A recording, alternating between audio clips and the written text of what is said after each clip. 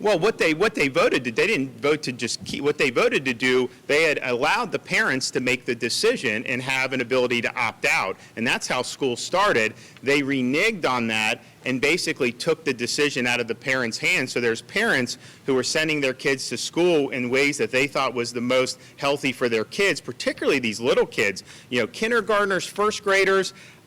And they basically took that away from the parents. And so my view is that the parents understand what's best for their kids.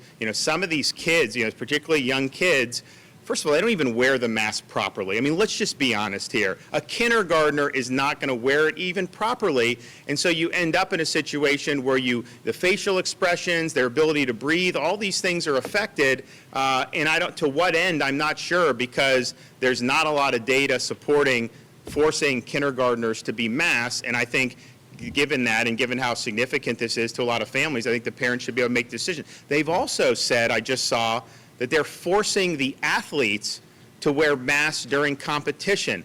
That is not based on any type of science. That is totally overboard. And first of all, to restrict athletes' breathing in heavy competition, where are you getting that? The World Health Organization has always said, do not wear masks while you're engaged in physical activity or athletic competition. And so some of this stuff is just, I think it's more political. I think it's a way to kind of get on CNN and some of this stuff for some of these local union-controlled politicians. But that is not something that I think is justified, and I think it puts the health of these athletes at risk to force them to cover their breathing in the midst of an athletic competition. So I was surprised to see that, but that's definitely something that I think goes way overboard of what would potentially be acceptable. And a final thing I'll just say just generally is, you look around the country, you look around the world right now.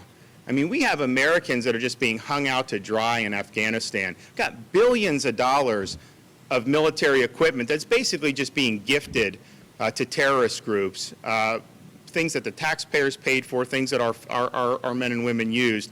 You look at the border, people just pouring in. They don't even tell you where they're bringing these people. We figured out they've dumped people in Jacksonville, some of these other places. It's totally out of control. We've never seen anything like what we're seeing now. You look at inflation, the prices are going out of control, particularly gas prices. That's putting a huge hamper on working people, having to pay so much when they're going to get gas. So you have all these problems, and yet the White House and Biden, their number one issue is they're so intent on having the government force kindergartners, first graders, to have to wear masks for 8 hours a day. They want to take that decision away from the parent, and they want to vest that in local government.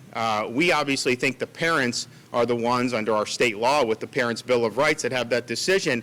But put that aside, of all the things you could be dealing with, you're choosing to do this and basically just playing footsie with the unions to try to create political issues. It's a lack of leadership. And meanwhile, hey, come here. So meanwhile, while all the world burns and while parts of our country burn, you have this obsession that a little 5-year-old, should not be able to go to school without wearing that mask for 8 hours a day. And just as a parent, I'm offended that the federal government thinks that they know better than we do as parents. And in Florida, we want to make sure that we're standing by our parents. Thanks, everybody. We'll see ya.